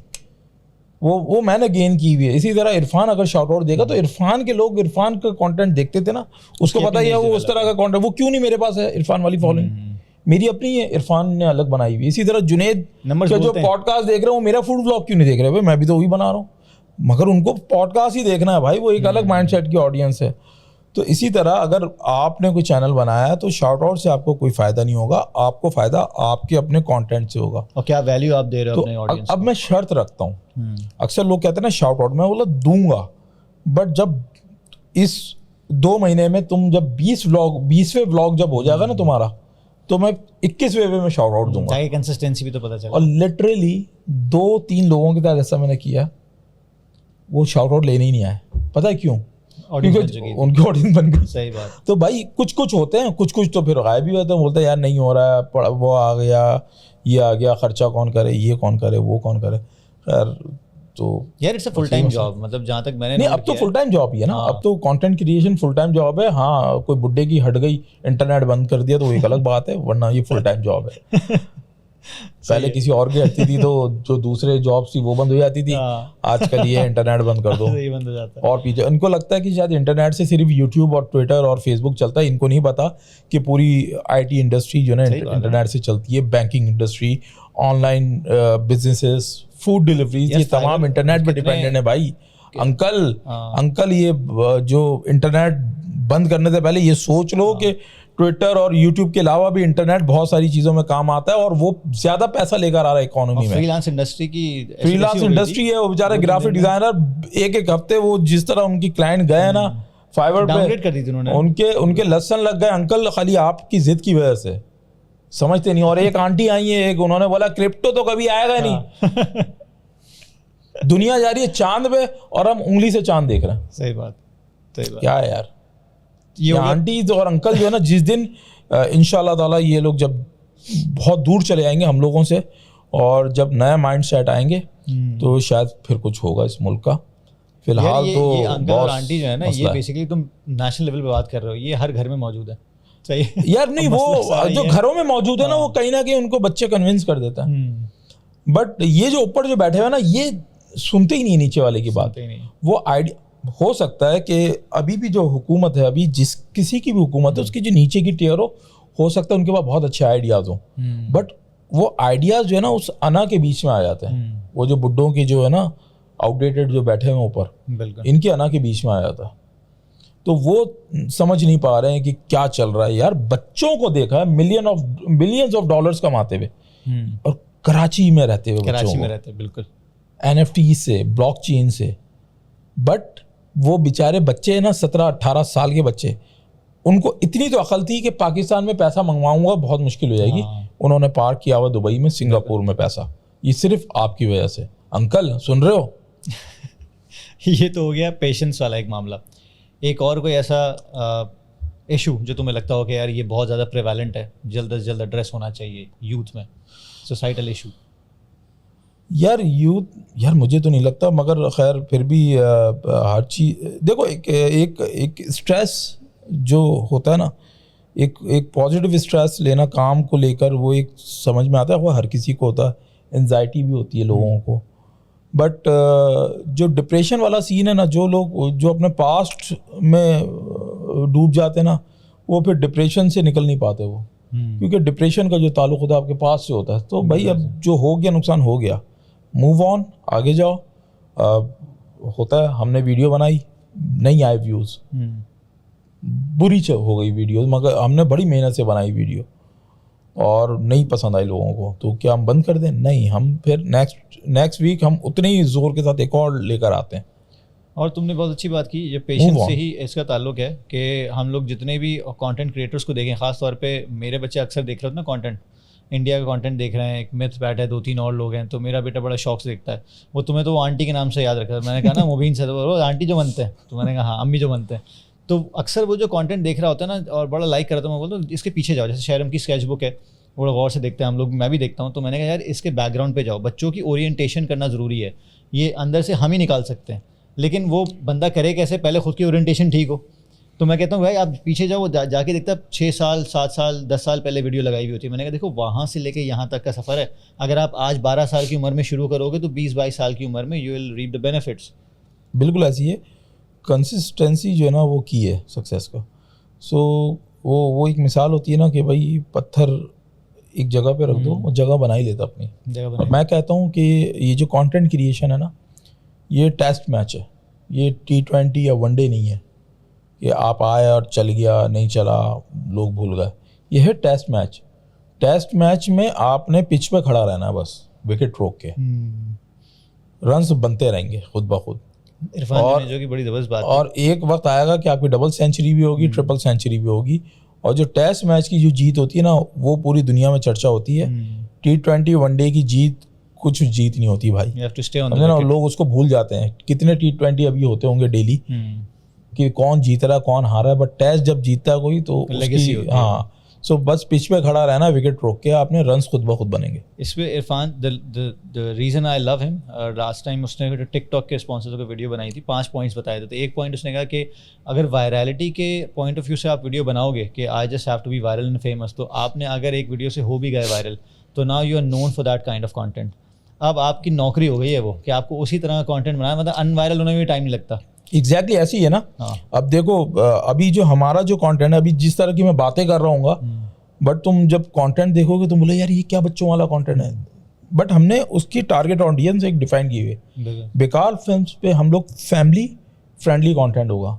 तुमने कहा कि तुम्हारा बच्चा देखता है मुझे, बिल्कुल।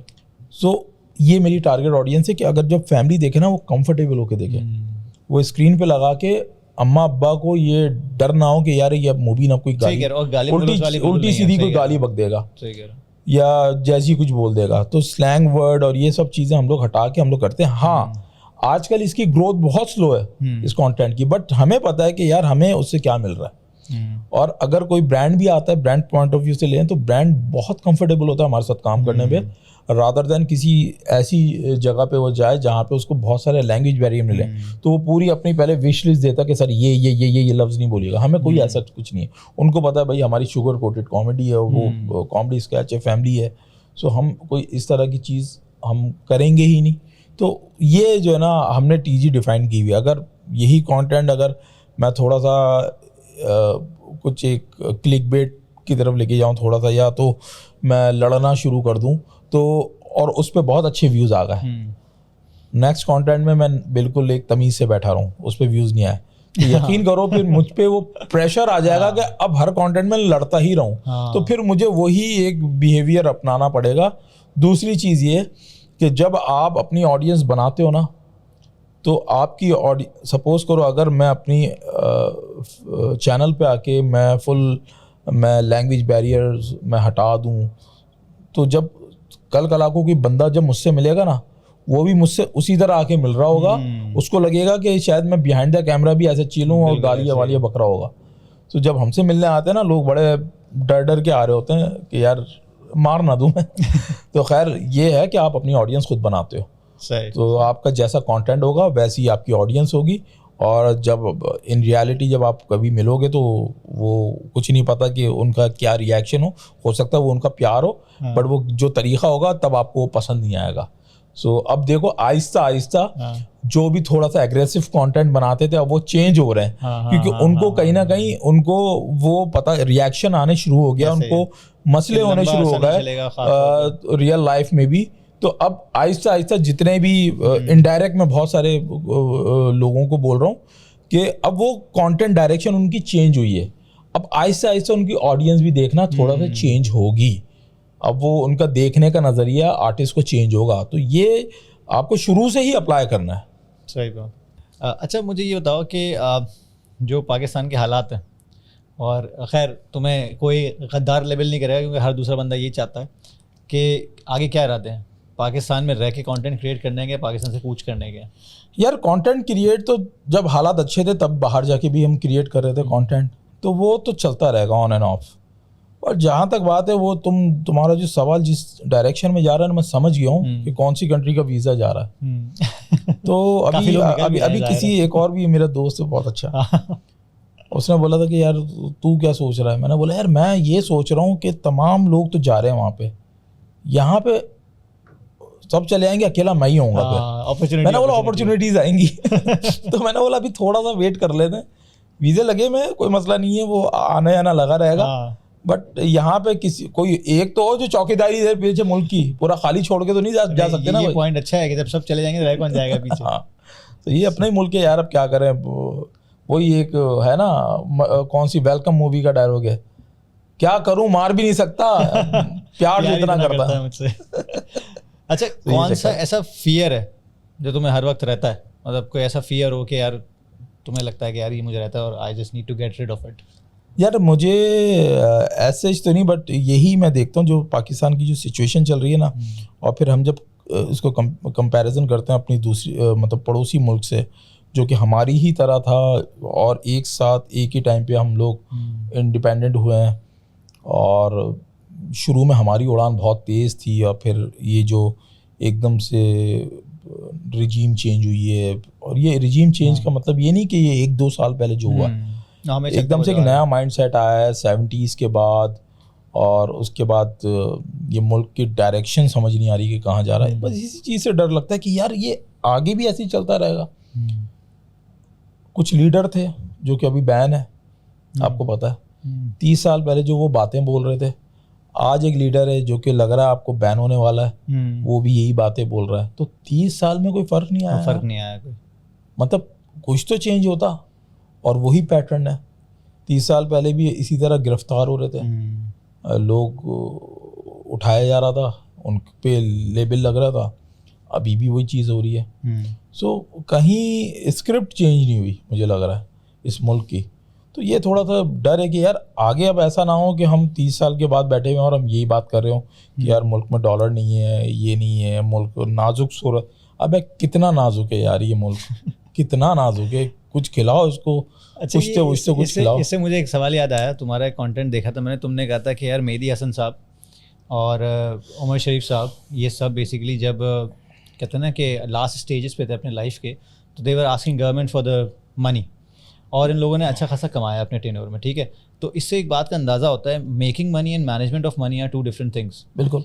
What do you think we are going wrong about, मतलब as far as money management is concern as a nation? या देखो आजकल एक तो चीज़ लोगों को समझ आ रही है जो मैं देख रहा हूँ, इवन कंटेंट क्रिएटर ले लो या कोई दूसरे आप प्लेटफॉर्म के जो हैं लोग, वो कहीं ना कहीं अपनी पैसिव इनकम भी उन्होंने रखी हुई है, कुछ बिजनेस में भी इन्वेस्ट कर रहे हैं, कुछ दूसरी चीज़ों में भी लगे हुए हैं, और अपनी मर्च भी निकाली हुई है सबने। तो कहीं ना कहीं उनको एक है कि यार आपके पास एक सोर्स नहीं होनी चाहिए, मल्टीपल सोर्सेज होने चाहिए, कंजम्पशन ओरिएंटेड नहीं है वो ज़्यादा। हाँ, तो आप कहीं ना कहीं वो चीज़ों को, एक चीज़ नीचे जाती है तो दूसरी चीज़ फिर आपको सपोर्ट करती है। सो ये चीज़ पहले मिसिंग थी, लोगों ने उस पर भी क्रिटिसाइज़ किया था कि यार मेहदी हसन को आपको पता था कि पीटीवी में ये मिलते थे पैसे, पीटीवी में आज भी इतने ही पैसे मिलते हैं। इवन फहद मुस्तफ़ा भी जाएगा ना तो पीटीवी इतने ही देगा, कमाता पीटीवी सबसे ज़्यादा है बट वो देता तो नहीं है। बट मसला ये था कि क्या वो सिर्फ पीटीवी के शोज करते थे, नहीं, कितनी प्राइवेट शोज करते होंगे। इसी तरह बहुत सारे हमारे कॉमेडियंस थे। उमर शरीफ साहब के शायद मसले कुछ डिफरेंट थे, फाइनेंशियली मसले नहीं होंगे उनके, बट उनके रिसोर्सेज के इश्यूज थे शायद दूसरे। बट उसके अलावा जितने कॉमेडियन ले लें, वो कभी कोई गवर्नर से मांग रहा है, ये कभी कोई पुराने एक्टर्स किसी भी चीज़ हैं से वो मांग भी रहा है, तो उनके कहीं ना कहीं इश्यूज आए हुए थे। एक तो ये कि हमारे पास कोई इस तरह की एसोसिएशन भी नहीं है जो कि सपोर्ट करे आर्टिस्ट को, कवर करे उनकी जितने एक्सपेंसेस हैं, या उनके इंश्योरेंस करवाए, या मेडिकल हेल्थ का, ये एजुकेशन बच्चों की, ये सब चीज़ें देखे। इस तरह की कोई इंडिया में तो बहुत स्ट्रॉन्ग है इस तरह के जो गिल्ड बनी हुई है, बट पाकिस्तान में नहीं है। पाकिस्तान में ये चीज़ तो होनी चाहिए पहले, क्योंकि अभी भी ये मैं बात बोल रहा हूँ, ज़रूरी नहीं है कि हर कोई इम्प्लीमेंट कर ले। बहुत सारे लोग होंगे जिनका नहीं चलता होगा दिमाग, वो आज वैसे ही कर रहे होंगे जैसे पहले जो करते आ रहे थे लोग। बट स्टिल जो है ना, आपको जो आपके फाइनेंशियल्स जो होते हैं ना, उसको मैनेजमेंट उसकी बहुत ज़रूरी है। फाइनेंस मैनेजमेंट जो है ना आपकी, वो बहुत ज़रूरी है, क्योंकि जिस वक्त पैसा आ रहा होता है ना, उस वक्त तो लोग मतलब बड़ा खुश होते हैं जब आ रहा है। जिस वक्त रुकता है ना, जब वो, क्योंकि हर किसी का एक टाइम फ्रेम होता है, 5 साल 10 साल, उसके बाद वो चीज़ थोड़े से फेड आउट होनी शुरू होती है। तो उस टाइम अब सही है, सक्सेस का ग्राफ शायद फेड आउट हो, बट आपके दूसरी चीज़ें आपको फाइनेंशियली जो ना आप फेड आउट ना हो। नहीं, सही बात है। वॉरेन बफेट तो फिर वो कहीं ना कहीं वो डिप्रेशन में भी डाल देता आर्टिस्ट को। तो वो डिप्रेशन से बचने के लिए एक तो थोड़ा सा आप जो है ना, आप डाउन टू अर्थ भी रहो। मैं बहुत सारे लोगों को कह रहा हूँ, ताकि आप जब आप पे अगर कोई एक टाइम आए जब आप लोगों के फेवरेट कम फेवरेट होगे, तो आपको वो महसूस ना हो। वो बड़ी खूबसूरत बात मुझे याद है, एक बंदे ने, हमारे बड़े बिजनेसमैन हैं, दोस्त हैं फॉर्चुनेटली हमारे, उन्होंने कहा था डिप्रेशन गरीब को नहीं होता, डिप्रेशन अमीर को होता है। क्यों? क्योंकि जब फेरारी से करोला पे आना पड़ता है ना उसे, तो वो सुसाइडल हो जाता है। लेकिन गरीब के लिए करोला से मेहरान पे आना या मेहरान से मोटरसाइकिल पे आना इतना मसला नहीं होता। तो वो लाइफस्टाइल जो है ना, वो एक्सपेक्टेशंस आप हाई कर लेते हैं अपनी, तो वो डिप्रेशन में वो थोड़ा सा जो ना, वो सिंपल लिविंग हाई थिंकिंग वाली जो एक होती है ना टैगलाइन, वो भी ज़रूरी है। सही है। आप और आपके पास अगर, बट इसके साथ साथ मैं ये बोलूँगा, अगर आपके पास है तो बिल्कुल आप खर्चे भी करें, और आप अपने खर्चे ना रोकें कभी भी। अपने रिसोर्सेज बढ़ा लें कमाई के। आप अपने जो ना बेसिक जो खर्चे हैं वो आप अपने जो ना, ये अपनी आप नीड को आप वो ना कर लें, मार नहीं लें, क्योंकि फिर आप बोलेंगे यार ये कर लेता मैं, वो कर लेता। नहीं, 2 पॉइंट्स तुमने बड़े अच्छे कहे ना, एक तो मल्टीपल स्ट्रीम्स ऑफ इनकम और दूसरा पैसिव इनकम। ये 2 चीज़ें अगर आप फोकस करते रहेंगे तो इन द लॉन्ग रन आप अंडर द रडार भी रहें, अपना लाइफस्टाइल मैनेज करते रहें। यार इससे अंदाज़ा करो ना, जिस वक्त इवन हम फेमस भी थे, वायरल भी थे, उस टाइम मैंने एक बिरयानी का कार्ट लगाया था। मुझे ज़रूरत तो नहीं थी, ना कि उसकी इतनी कोई इनकम थी, बट लिटरली तुम यकीन करना, कभी कभार ऐसा होता था कि बहुत ज़्यादा ऑर्डर जाने होते थे, तो राइडर कम होते थे। तो मैं क्या करता होता हूँ, बाइक पकड़ी, हेलमेट लगाया, पीछे बिठाया बच्चे को, मैंने बोला तू जाके बिल्डिंग खटखटा के दे दे। उनको नहीं पता कि बाइक पे नीचे आया कौन है डिलीवरी देने।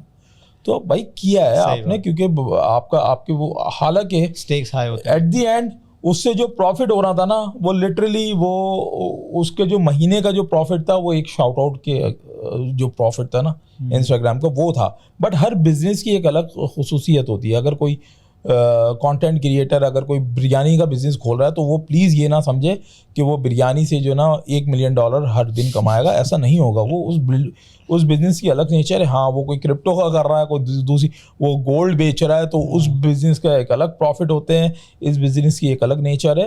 तो आप वो माइंड में रखें, उस लेवल पे जाके आपको सोचना होगा। आप ये ना कि आपने बिरयानी लगाई और सोच रहे हो आप बिल्कुल उस तरह हो कि यार यूट्यूब जैसा रेवेन्यू क्यों नहीं आ रहा है इस पर। तो उस पर आपको प्रॉफिट हंड्रेड्स में होगा, उसमें वैसा प्रॉफिट नहीं होगा। बट वही बात है, जो आपके डेडिकेशन जो है ना, वो उतनी ही मांगेगा जितना यूट्यूब मांग रहा है। अच्छा, लास्ट क्वेश्चन से पहले एक प्रियम्बल क्वेश्चन कह लो कि 10 साल पहले अगर तुम्हें अपॉर्चुनिटी दी जाए, कोई टाइम मशीन तुम्हारे पास हो कि you can actually rewind the time, मतलब 10 साल पीछे जाओ, तो क्या डिफरेंटली करोगे जो तुम बेसिकली समझते हो कि यार आज मैं 10x या 100x पे बैठा हुआ हूँ? यार मैं बिटकॉइंस खरीद लेता, क्योंकि मेरे पास अपॉर्चुनिटी थी और मुझे एक दोस्त बता रहा था। लिटरली उस वक्त मैंने एक वेबसाइट खरीदी कोई $150 की। ओके। और उस टाइम अगर वो 150 छोड़ो, मैं $100 के बिटकॉइंस ले लेता 2012 में। तो बॉस मैं इस वक्त पॉडकास्ट पे नहीं होता बैठा हुआ। मिस्टर बीस के पॉडकास्ट पे होते हैं। मिस्टर बीस मेरे पॉडकास्ट पे होता है। नहीं तो खैर मैं ये तो यार ये बड़ी कुछ अपॉर्चुनिटीज थी जो हमारे सामने थे, बट फिर भी मैं ये समझता हूँ कि इवन क्रिप्टो हो जाए, NFT हो जाए, उसमें भी बीच में हम कूदें और अच्छा हुआ है इससे। बट पाकिस्तान में अगर चीज़ें लीगल हो जाती तो मैं समझता हूँ कि पाकिस्तानी वो लोग हैं, ये इनको डर ये है ये आंटीज़ को कि शायद हम लोग पैसा पूरा भेज देंगे बाहर। हम लोग वो होशियार लोग हैं कि $100 लगा के $2000 निकालने वालों में से हैं हम। सही बात है। हम दिमाग चला के, तो आप ये ना डरें कि भाई पैसा जाएगा, आप ये सोचें कि पैसा आएगा भी तो जब निकलेगा और आएगा तो वो भी आएगा भी तो ना, वो भी तो सोचें, वो नहीं सोचते। इनको ये डर है कि यार निकल गया तो फिर कैसा क्या होगा, और फिर वो दूसरे फिर डिबेट्स आ जाती हैं। खैर उस डिबेट में हम जाएंगे। अच्छा, लास्ट सवाल ये है कि मुबीन, अपने आप को क्या चाहते हो कि what you want to be remembered for when you depart this world? जब तुम यार मैं ये सोचता हूँ भाई हर जो एक एवरेज इंसान है ना, उसकी जो लाइफ होती है ना, मरने के बाद 30 साल की होती है, मैक्सिमम 30-40 साल की होती है। अब बताओ कैसे? तुम मर गए, जाहिर सी बात है, जब लंबी ज़िंदगी दे अल्लाह ताला तो दादा बन के ही मरोगे, तुम्हारे पोते तुम्हें याद रखेंगे। ओके 30-35 साल के बाद वो खुद दादा बने हुए होंगे, फिर परदादा का नाम फेड आउट हो जाएगा। एक एवरेज पर्सन का लाइफ, एक एवरेज पर्सन भाई कम से कम जो है ना इंसान 500 साल तो जिए, कुछ ऐसा करेगा। हाँ 500 साल तो जिए। आज शेक्सपियर को आप याद रखते हो, आप बहुत सारे लोग हैं, इवन आप बीइंग अ मुस्लिम आवाज है, बहुत सारे स्कॉलर्स हैं, हम उनको याद रखते हैं। सो कोई ना कोई ऐसी चीज़ आप कंट्रीब्यूट करो ना यार दुनिया के अंदर कि आपको जो है ना मतलब आगे तक याद रखा जाए, ना कि सिर्फ आप जो है ना आपके शिजरे में आप याद हो। जो ख़ानदानी किसी एक बंदे को याद होता है तो ख़ानदान वालों को याद नहीं होना चाहिए, मतलब दुनिया उसको याद करे। दुनिया नहीं तो चलो आपका मुल्क जो है ना एटलीस्ट आपको ज़िंदा रखे कुछ सालों, तो मतलब सदियों तक तो कुछ ज़िंदा रखे, तो एटलीस्ट ऐसा काम करके जाओ। चले, thank you very much Mubeen for showing up. अरे थैंक्स, अपने टाइम में से नहीं अच्छा लगा यार वक्त निकालने का, और बड़ा ड्रैग बातें की हम, बड़ा ड्रैग चीज़ें गई। नहीं ये it was suppose to be like this, क्योंकि देखो यूट्यूबर्स, अब सिंपल सी बात है कि जब कंटेंट क्रिएशन में बात होती है तो हमेशा ये होती है कि यार कुछ ऐसा हो कि मसाला दिया जाए, लोगों को कुछ दिया जाए, लेकिन जो सच्ची बातें हैं और जो अच्छी बातें हैं उसकी वैसे भी फॉलोइंग कमी आती है। सिंपल सी बात है, we have to be mentally ready for that. और thank you very much for all of you for watching this. मकसद ये था कि जितना जितना टाइम आगे जाता जा रहा है, for example being parents, being elders, we don't have to forget कि दुनिया में क्या कुछ चेंजेस आते जा रहे हैं। फॉर एग्जांपल अभी हमने क्रिप्टो की बात की, जिस तरह वो बैन हुआ है, जिस तरह हम लोग कंटेंट क्रिएशन को बहुत डिमीन करते हैं, we look down upon YouTubers के यार साले इतना इतना कमा लेते हैं, हम ग्रेजुएशन करके ये करते हैं। तो भाई ग्रेजुएशन के बाद भी आपके पास बहुत सारी अपॉर्चुनिटीज़ हैं अगर आप इन प्लेटफॉर्म्स को यूज़ करना शुरू करें, एम्प्लॉय करना शुरू करें। तो इसी के लिए ये एपिसोड था, और इंशाल्लाह आगे भी जिन लोगों के साथ हम बात करेंगे इन्हीं तरह की बातें करेंगे। तो चैनल को सब्सक्राइब कीजिएगा, वीडियो को लाइक कीजिएगा, और हमें अपने कमेंट्स में आगाह कीजिएगा अपने फीडबैक से। तो इंशाल्लाह will be coming back with another episode with another guest next week इंशाल्लाह। Thank you Mubeen. अरे thanks for having me, thank you, bye.